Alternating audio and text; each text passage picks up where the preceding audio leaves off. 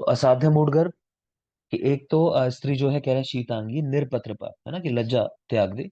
फिर एक ये लास्ट वाला पॉइंट है, सा गर्भम साचा ताम तथा, हंति सा गर्भम और साचा ताम तथा, कि वो स्त्री जो है अपने गर्भ को हर लेती है और गर्भ जो है उस स्त्री को हर लेता है। तो दोनों की बात लिखी हुई है, इस पे सवाल आ चुका है, तो ध्यान रखेंगे आप। अंतर मृत गर्भ का लक्षण, गर्भ के अंदर ही मृत्यु हो गई तो क्या लक्षण है? गर्भ आस्पंदनम, आविनाम प्रणाशा, श्याव पांडुता, भवत्यः उच्छ्वास पुतित्वम, शूलम च अंतर्मृत शिशु। तो गर्भ में स्पंदन नहीं हो रहे, आवी नाम प्रणाशा, जो आवी होते हैं ट्रू लेबर पेन्स, वो नहीं आ रहे हैं। ठीक है। फिर भवत्य उच्छ्वास पुतित्वम, श्वास में स्त्री की दुर्गंध आ रही है। ठीक है। और नॉर्मल शूल हो रहा है, पेन। देखो, आवी और शूल दोनों में डिफरेंस है। आवी होते हैं ट्रू लेबर पेन, और शूल को तो आप फॉल्स लेबर पेन भी कह सकते हो, कोई भी तरीके का पेन हो रहा है तो वो शूल है। और ट्रू लेबर पेन्स जो होते हैं उनकी खासियत होती है कि इंटेंसिटी अब बढ़ती चली जाएगी, वो इंटरवल कम होता चला जाएगा, साथ साथ यूट्रस में चेंजेस दिखाई देते हैं, तो वो चीजें होती हैं। ठीक। तो आवी और शूल को एक नहीं समझोगे, अलग चीजें हैं। तो गर्भ स्पंदन, आवी नाम प्रणाशा, आवी रुक गई, और उच्छ्वास में फाउल स्मेल आने लगी, पूतित्वम, भगवते उच्छ्वास पूतित्वम। तो अंतर्मृत गर्भ का लक्षण है ये। अब कह रहे हैं इसमें करोगे क्या? कि मान लो स्त्री के उदर में गर्भ की मृत्यु हो गई है, तो एक चीज तो ये याद रखनी है कि जीवित गर्भ के अंगों को कभी भी नहीं काटते, वो आपको मैंने सुश्रुत में पढ़ाई है। दूसरी जरूरी बात, कंडीशन ऐसी भी हो सकती है कि माता की मृत्यु हो जाए और गर्भ जो है, अभी संतान जो है घर में वो जीवित है, तो कह रहे हैं ऐसी कंडीशन में क्या करोगे? तो कह रहे हैं ऐसी स्त्री की कुक्षी जो है वो बस्त मार विपन्ना है। जैसे बकरे को मार दिया जाता है, तुरंत मारने के बाद कहते हैं शरीर जब तक गर्म है, ऐसा कहते हैं ना, कि वो हिलता रहता है शरीर जो है उसका, तो उस तरह महसूस होगी आपको कुक्षी उसकी, कि वहां स्पंदन हो रहे होंगे। बस्त मार विपन्नाया कुक्षी प्रस्पंदत है यदि, तो क्या करना है वहां पे? तो कह रहे हैं तत्क्षण जन्म काले तम पाटियेत। ठीक है। तो पाटन ये बहुत जरूरी है, उधर का पाटन करके, उधर को चीर के, मतलब काट के गर्भ को निकाल लेना है बाहर, ये जरूरी बात है। ठीक है। तो पहचान कैसी होगी उसकी? तो बस्त मार विपन्नाया कुक्षी प्रस्पंदते, तो जैसे बस्त बकरे को मारा गया हो, उसकी कुक्षी जिस तरह स्पंदन करती है वैसा स्पंदन होगा। ऐसी कंडीशन में पाटन करके गर्भ को बाहर निकाल लेना है। आचार्य वाग्भट ने बस्त मार विपन्नाया शब्द की जगह बस्ती द्वारा विपन्नाया ये शब्द लिखा है, बस्ती द्वारा विपन्नाया। ठीक है। कि बस्ती द्वार में जो है इस तरह स्पंदन हो गया, ऐसी करके उन्होंने बात लिखी हुई है। खैर, नेक्स्ट आ जाओगे चैप्टर नंबर 9। चैप्टर का नाम विद्रथी निदान अध्याय। सबसे जरूरी बात विद्रथी के बारे में। तो एक तो गुल्म और विद्रथी का डिफरेंस है, वो हमारे लिए जरूरी है। कि देखो, गुल्म के अंदर पाक नहीं होता, विद्रथी में पाक होता है। ठीक। गुल्म में हम पढ़ते हैं ना निबंधन, कि गुल्म में कोई बेस नहीं है कि जहां पे गुल्म रह के ग्रो करे। तो गुल्म जो है मूवेबल होता है, एक जगह है फिर कहीं और चला जाएगा, इस तरह वाली बात है। लेकिन विद्रथी एक स्थान पे फिक्स होके बनती है। गुल्म में ऐसा मानते हैं कि दोष जो है वो स्वयं ही गुल्म के आकार के बन जाते हैं, दोष, है ना, कोई धातु वगैरह के इन्वॉल्वमेंट नहीं बात करते हैं। यहाँ पे क्या है, धातुओं की बात करते हैं, मांस और रक्त का मेनली इन्वॉल्वमेंट होता है, क्योंकि मांस और रक्त है तो उनमें पाक भी जल्दी हो जाता है। ठीक है। तो ये बात ध्यान रखोगे। दूसरी बात है, जैसा मैंने कहा कि गुल में पाक नहीं होता, विद्रथी में पाक होता है, ये याद रखना है। विद्रथी में सन्निपातिक, माफ करोगे, विद्रथी का नहीं, वो ग्रंथि का है, ग्रंथि का सन्निपातिक भेद, वो किसने बताया? बोल दो, बात आगे दो। बेल ने। भेल ने। हेल। और अर्बुद का? हारित ने। हारित ने। क्लियर? अरे। चलो, तो देख लेते हैं। तो चैप्टर नंबर 9, विद्रथी निदान अध्याय। तो विद्रथी के भेद पहले लिखे, वीपी के आर एस ए, जरूरी है।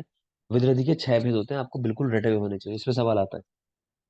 वीपी के आर एस है वातिक पैतिक कफज, रक्तज सन्निपातज और आगंतुक। चरक के दो ही भेद हैं, बाह्य और अभ्यंतर।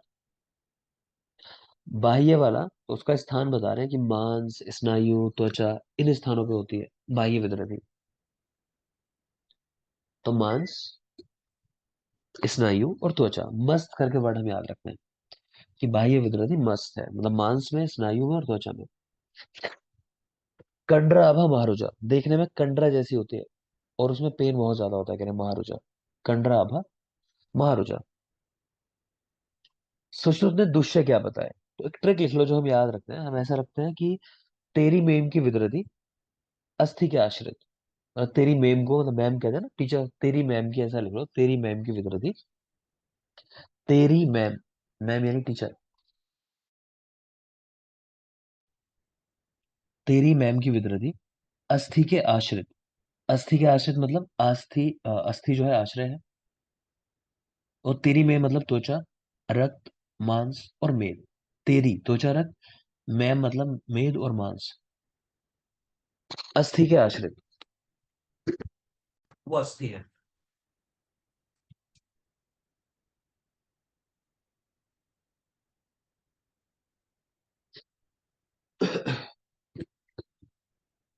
आगे देखिए।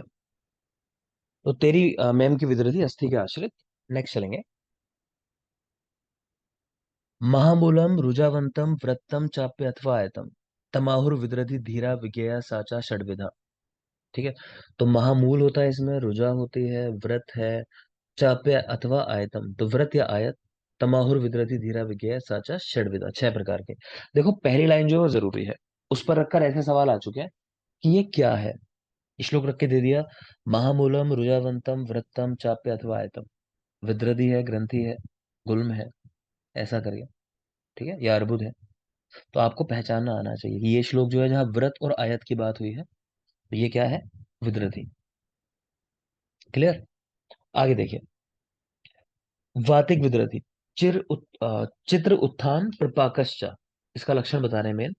चित्र उत्थान प्रपाकश यानी अनेक प्रकार से उठने वाली, कि कोई खास पैटर्न नहीं है, ऐसे ग्रो करेगी, कुछ भी शेप हो सकती है। तो चित्र उत्थान ये वात का ही कैरेक्टर होता है, वैसे चित्र उत्थान देख लोगे। कृष्ण अरुण समझ आ रहा होगा। पैतृक विदृधि पक उदुम्बर संकाश शिप्र उत्थान प्रपाकश, नॉर्मल बात है, उदुम्बर जैसी शिप्र उत्थान होता है, पाक होता है। कफज शराव सदृश, शराव के जैसे, लिड जैसे। चिर उत्थान प्रपाकश, चाहो तो ये शराव सदृश ये याद कर लो। और वातिक वाले में चित्र उत्थान प्रपाक वो याद रखना। सन्निपातिक विदृधि नाना वर्ण रुजा शराव घाटालो विषम महान, विषमम पच्यते और असाध्यम। घाटाल का मतलब लिखा है इन्होंने उभरी हुई, ऐसा करके। ठीक है, बड़ी होती है, उभरी होती है, ऐसा करके लिखा हुआ है। तो अगेन समझ ही आ रहा होगा, नाना वर्ण रुजा, क्योंकि सारे वात पित्त कफ के मिले जुले कैरेक्टर हैं। घाटालो विषम महान की उभरी हुई है विषम रूप में और बड़े रूप में दिखाई दे रही है। विषमम पच्यते इसको चाहो तो देख सकते हो कि विषम रूप से पाक होता है, इसका जनरली वात के साथ कैरेक्टर होता है विषम पाक, लेकिन यहाँ सन्निपात में है। देख लेना इसको चाहो तो। असाध्य है वो नॉर्मल सी बात है, सन्निपात वाली ही सबसे मुश्किल होती होगी। आगंतुक विदृति, इसके दोष बेटा पूछ चुका है, आगंतुक विदृति में क्या दोष है। याद रखोगे, बात तो सब समझ लेते हैं कि बात होगा, इंजरी वगैरह हो रही है कि रक्त होता होगा, ऐसा करके। रक्त नहीं है, पित्त है। ठीक है, वात और पित्त, आगंतुक विदृति में दोष, वात और पित्त सीधे याद रखोगे। बाकी कह रहे हैं लक्षण इसमें पैत्तिक विदृति के ही होता है। सेम है रक्तज विदृति के अंदर। वहां पर कृष्ण स्फोट आवृता, जानते हो ना, पित्त और रक्त के अंदर जो मेन डिफरेंस है, इनसे होने वाली जो कंडीशंस है, उनमें यही आता है लिखा हुआ बार बार, कि पित्त जैसे ही लक्षण होंगे, लेकिन वहां पर कृष्णता अधिक होगी। तो ये हर जगह मिलेगा आपको। तो कृष्ण स्फोट आवृता और पैत्तिक विदृति के लक्षण मिलेंगे। तो ये है रक्तज विदृति। एक बार फिर देख लो क्या जरूरी है इसमें, चलो। तो चैप्टर 9 विदृति निदान, भेद 6 वीपी के आरएस से। चरक 2 बाह्य अभ्यंतर। जो बाह्य है वो मस्त है, मस्त यानी मांस स्नायु त्वचा में होती है। कंडरा आभा महारुजा। सुश्रुत ने कहा, तेरी मैम की विदृति अस्थि के आश्रित, मतलब त्वचा, रक्त, मांस में, और अस्थि इसका आश्रय है। श्लोक लिखा है, एक महामूलम रुजावंतम व्रतम चाप्य अथवा आयतम, कि व्रत या आयत होगी देखने में, ये याद रखोगे, व्रत या आयत। वातिक विदृति चित्र उत्थान विपाक, कफच विदृति शराव सदृश होगी, शराव जैसे। सन्निपातिक विदृति विषमम चा पच्यते, विषम रूप से पाक होना। आगंतुक विदृति वात पित्तज है, आगंतुक विदृति वात पित्तज। और रक्तज विदृति कृष्ण स्फोट आवृता, रक्तज विदृति कृष्ण स्फोट आवृता। आगे चलिए। अंतर विदृति गुल्म रूपिणम वल्मिक वत्सम उन्नतम अंतः। तो अंतर विदृति की बात करें, एक तो गुल्म के रूप की होती है देखने में, जैसा गुल्म है वैसी होती है देखने में। ठीक। दूसरा वल्मिक वत्सम उन्नतम, तो वल्मिक या बाम्बी मिट्टी जो होती है उसके जैसी, है ना, जिसकी शेप अगेन फिक्स नहीं होती, जैसा मैंने कहा कि इस तरह की शेप होती है उसकी, बाम्बी मिट्टी की। तो वल्मिक वत्सम उन्नतम याद रखोगे इसको भी। अंतः विदृति के स्थान, चरक में पढ़ाए होंगे आपको कि चरक ने 9 स्थान कहे, सुश्रुत वाग्भट ने 10 स्थान कहे, गुदा को भी स्थान बता दिया अंतः विदृति का। और चरक के टाइम में आपको मेजर एक दो चीजें मैंने कही थी ध्यान रखने को। सुचिता, यस सुचिता सर। बेटा, अंश प्रदेश में शूल होना चरक के अनुसार किस स्थानगत विकृति का लक्षण है?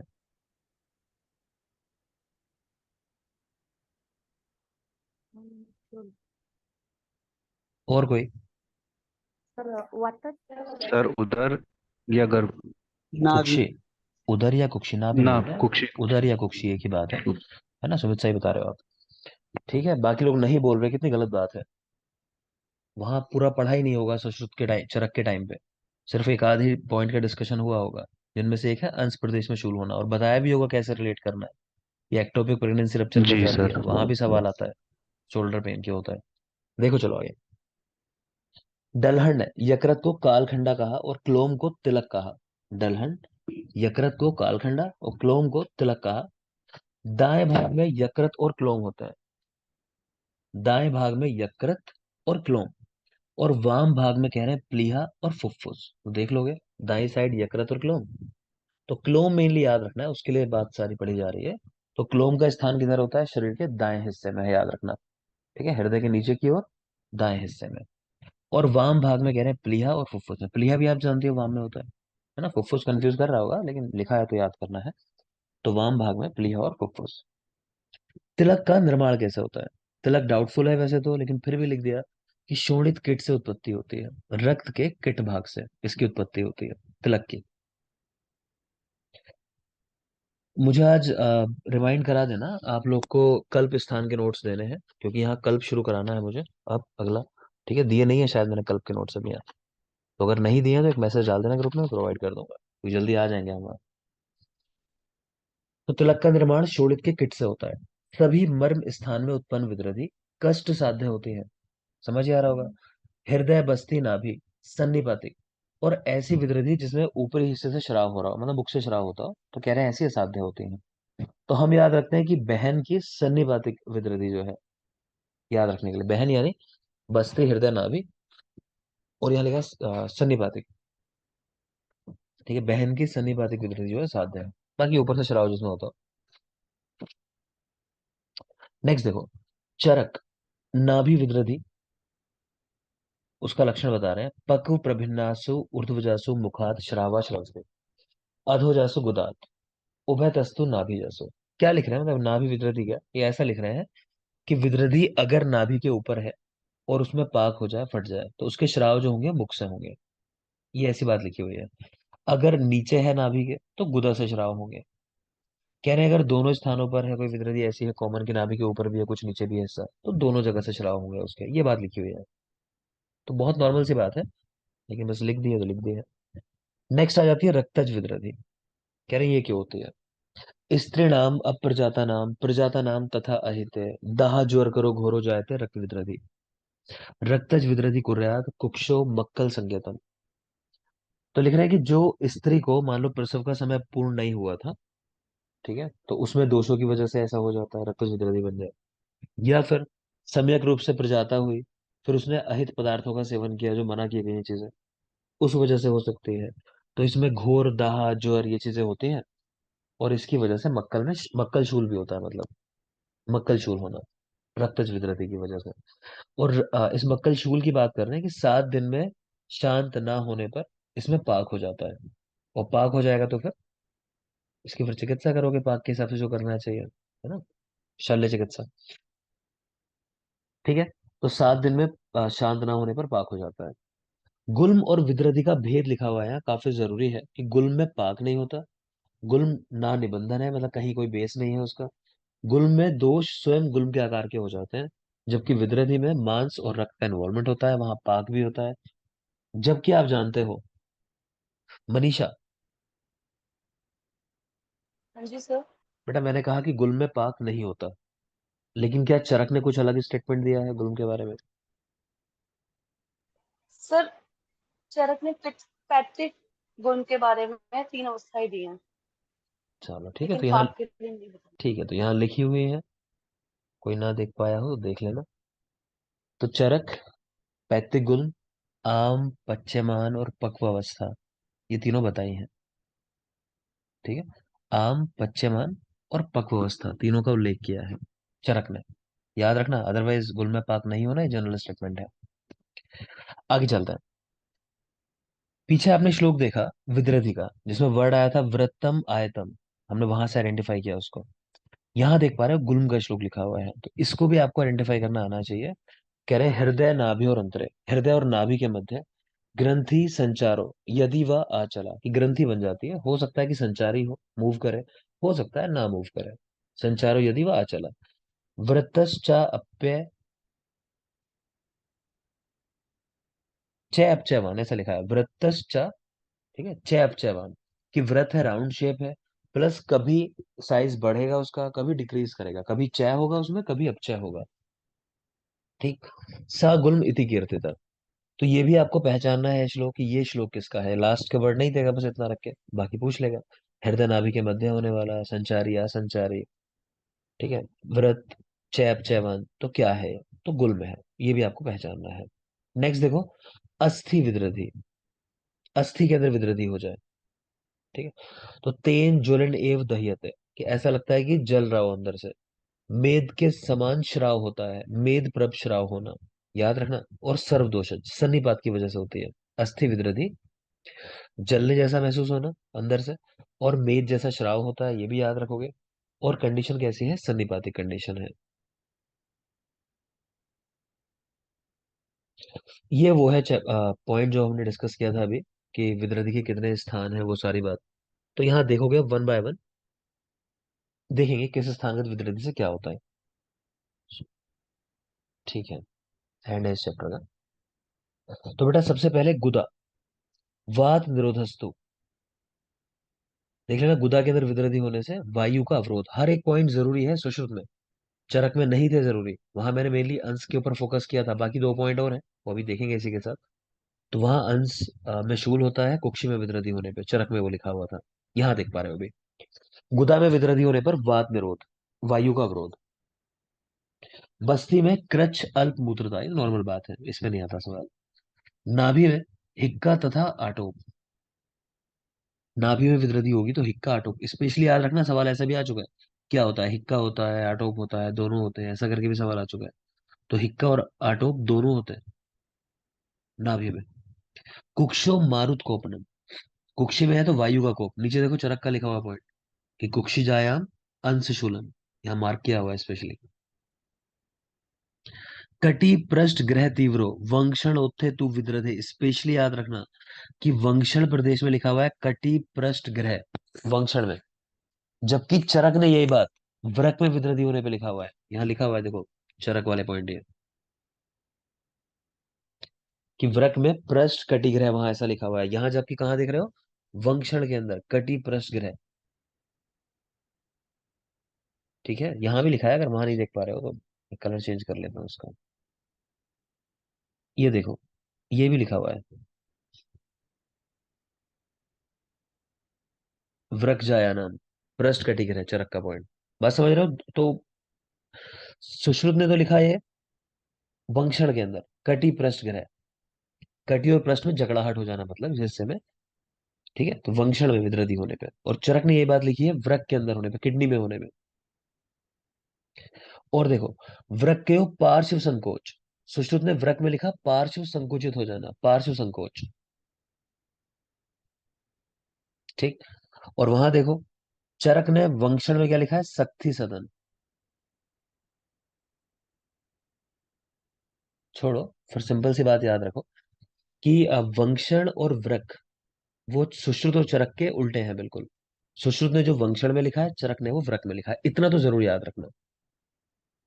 ठीक है, सुश्रुत ने जो वंक्षण में लिखा है, चरक ने वो व्रक में लिखा है। याद कर लेना, इसलिए बार फोकस कर रहा हूं, लाइटली मत लो। और परेशान मत करते रहा करो एक दूसरे को, सेशन में परेशान करते रहते हो। आगे देखो, प्लीहा में उच्छ्वास अवरोधनम, फिर सर्वांग ग्रह तीव्रो हृदय शूलश्च दारुणा, हृदय में सर्वांग ग्रह, की पूरी बॉडी में समस्या हो रही है, ग्रह हो रहा है मतलब पूरी बॉडी का काम ना करना ठीक से, शूल होना। यकृत में श्वास तृष्णा। और क्लोम में कह रहे हैं कि लक्षण वही होंगे यकृत वाले, लेकिन प्यास अधिक लगेगी, पिपासा अधिक है। ठीक है, तो इतना फोकस क्यों नहीं किया बाद वालों पे कि जरूरी नहीं है। जो जरूरी है, फिर एक बार बोल रहा हूँ, वो बिल्कुल रटे हुए होने चाहिए आपको, जिनको अब बोलूंगा मैं। तो पहला है गुदा में वात निरोध। गुदा, वात निरोध। नाभि, हिक्का आटो। नाभि, हिक्का आटो। वंक्षण, कटी पृष्ठ ग्रह। वंक्षण, कटी पृष्ठ ग्रह। वृक, पार्श्व संकोच। वृक, पार्श्व संकोच। इतना बिल्कुल रटा हुआ होना चाहिए, ये 4-5 पॉइंट बोले। तो गुदे, वाद निरोधस्तु, नाभि, हिक्का तथा अटो, वंक्षण, कटी पृष्ठ ग्रह। और जब यहां याद करो वंक्षण में कटी पृष्ठ ग्रह, तुरंत याद करना चाहिए कि चरक में वृक के अंदर आई है ये बात, कटी पृष्ठ ग्रह। फिर वृक में इनका पार्श्व संकोच है, सुश्रुत। वृक में पार्श्व संकोच। ठीक है। अब मन में आता होगा चरक ने क्या लिखा है वंक्षण में, भैया इनका तो वंक्षण में कटी पृष्ठ ग्रह हो गया और वृक में पार्श्व संकोच हो गया। तो चरक ने लिखा है वंक्षण के अंदर शक्ति सदन। शक्ति सदन। ठीक है, तो इतना ही याद रखना है, और कुछ इसमें है नहीं ऐसा जो याद रखना हो। नेक्स्ट है चैप्टर नंबर 10। चलो थोड़ी सी भूमिका बना लेते हैं, 2-3 मिनट है हमारे पास। तो चैप्टर नंबर 10 है विसर्प, नाड़ी, स्तन रोग निदान। विसर्प, नाड़ी, स्तन रोग निदान। देखोगे, तो चरक ने कहा विसर्प बिना रक्तपित्त के नहीं होता। इसी तरह तृष्णा में लिखा है कि बिना वात पित्त के तृष्णा नहीं होती। तो ये पॉइंट दोनों आपको पता होने चाहिए। विसर्प बिना रक्तपित्त के नहीं होता, तृष्णा बिना वात पित्त के नहीं होती। है ना, कफज तृष्णा नहीं होती है, हम लोगों ने पढ़ा होगा चिकित्सा स्थान में। सुश्रुत ने दूष्य क्या बताए हैं इसके अंदर। अगेन अपनी ट्रिक्स याद करो कि कुष्ठ और विसर्प में चरक के जो थे, तेरे माल को चरक के कुष्ठ। विरलतम। है ना, हाँ।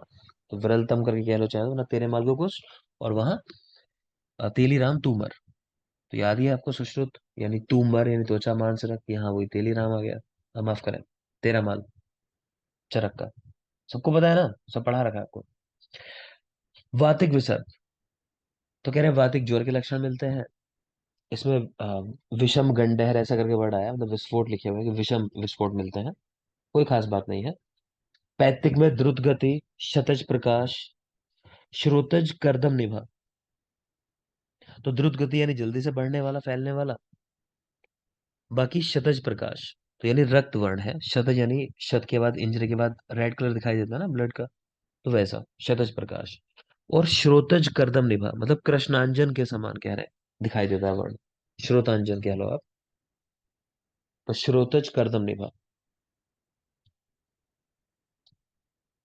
कफज में अशीघ्रपाक, मांस सरा प्रणाशात। कोई खास बात नहीं, शीघ्रपाक नहीं होता है उसमें। शतज में दोष लिखे हैं, पित्त और रक्त है। और कुलथ के जैसा वर्ण होता है, कुलथ सदृश। तो हम याद रखते हैं कि छत पे कुलथ की दाल रखी होगी सुखाने के लिए, मान लो। तो छत पे है कुलथ की दाल, तो शतज में कुलथ सदृश। त्रिदोषज और शतज विसर्प असाध्य होते हैं। चलो ज्यादा नहीं मेहनत कर रहा मैं, ये पेज क्योंकि मुझे पता है जा नहीं रहा होगा माइंड के अंदर, है ना, अब तक होच पोच होना शुरू हो चुका होगा। तो इसको हम कल पढ़ लेंगे दोबारा से एक बार। ठीक है। जो नोटिस आया है हरियाणा वाला, उसको अच्छे से देख लेना एक बार। है ना, क्योंकि कई बार ऐसा होता है कि हम पहली नजर में मना कर देते हैं, लेकिन बाद में हमें देख के लगता है कि अच्छा ऑप्शन फिल तो कर ही लेते हैं, देखेंगे बाद में क्या होगा। तो उस पॉइंट पे एक बार देख लेना उसको। है ना, किसी की भी अगर ऐसी महत्वाकांक्षा है एमओ वाली, तो जरूर फिल करना चाहिए। मतलब मैं अपनी बात करूं तो हम लोग कोई भी नहीं छोड़ते थे। है ना, उस समय हमारे सामने एमपी का ही फॉर्म आया था एक, तो वो हमने भरा था और दोनों बार एग्जाम दिया था उसका। ठीक है। उसके बाद यूपी का आया था। तो आप लोग भी, मुझे लगता है कि इस टाइम में ना कहीं भी वैकेंसी आती है, ये नहीं सोचा जाता पहले कि मैं मन की करूंगा। पहले ये सोचा जाता है कि मैं करूंगा वैकेंसी, कोई भी आएगी तो उसमें जॉब को करूंगा। उसके बाद आती है मन की बात कि हाँ नहीं पसंद है, चलो छोड़ दिया हमने, या हमें लगता है बेहतर अपॉर्चुनिटीज हमारे पास। है ना, तो पहले हाथ छोड़ते नहीं है कोई भी चीज, तो लेने की कोशिश करनी है, उसके बाद छोड़ दो जब आपको लगे कि हाँ सब कुछ ठीक है, सेटल्ड है। क्लियर। तो भर देना फॉर्म, मेरी ये सलाह है, कहने का मतलब ये है कुल मिला के। वैकेंसीज अब जल्दी जल्दी आएंगी। ठीक, यूपी का मैं आपको बता चुका हूँ, यूपी में भी आने वाली है जल्दी। अदर स्टेट के अंदर भी वैकेंसी जल्दी जल्दी आएंगी अभी, क्योंकि जस्ट सिलेक्शन हो चुके हैं, जो भी काम होना था वो सब हो चुका है। थोड़ा सा स्टेबल चीजें हो जाए, वैकेंसीज आपको दोबारा आनी शुरू हो जाएंगी, दिखाई देंगे आपको। ठीक है। थोड़ा सा निगेटिव ये है कि सैलरी जैसे यहाँ कम है, अदरवाइज बाकी जगह तो मुझे नहीं लगता इशू होगा। है ना? हरियाणा में कुछ, राजस्थान में थोड़ा सा कर दिया इस तरह का, बाकी स्टेट्स में तो ठीक ही है अभी भी कंडीशन। ठीक है शुरुआत में। तो इतना है, बाकी बाद में तो लॉन्ग रन में सब चीज़ सेम हो जाती है, शुरुआत पे कहीं कहीं रूल्स चेंज है जगह हो गए। ठीक, तो थैंक यू, आज के लिए इतना ही। नाइट 9 वाले सेशन में जो चल रहा है रेगुलर वो चलेगा। Thank you. सर सर हाँ बोलिए। सर नाइट में रसशास्त्र ही रहेगा या कुछ और? हाँ आज तो रसशास्त्र रहेगा, वहाँ खत्म कर देंगे रसशास्त्र मुझे लग रहा है आज, है ना? और तो कल से नई चीज वही शुरू होगी। चलेगा ना सर नाइट में? हाँ वही चलेगा। ठीक है सर, ठीक।